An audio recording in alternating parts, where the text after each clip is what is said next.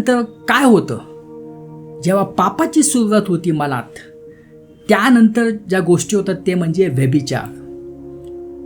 ते दाऊदच्या जीवनात झालं. त्यानंतर खोटेपणा.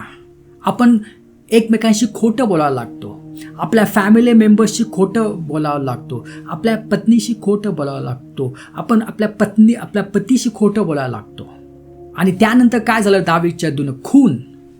प्रियानं, पुष्कळ लोक ज्या व्यभिचारामध्ये पडतात त्यांच्या पण जीवनात असंच होतं. खोटेपणा येतो, दुःख येतं, शांती निघून जाते, जीवन उद्ध्वस्त होतं. आणि पुष्कळ केसेसमध्ये आपण बघतो की त्यामध्ये मर्डर पण होतात.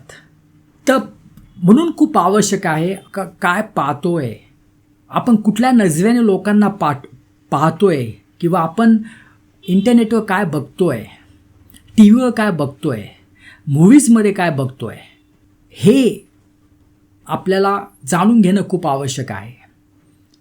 आणि या गोष्टी आपण नाही बघायला पाहिजे. आपण यासल्या गोष्टी बघणं अवॉइड करायला पाहिजे.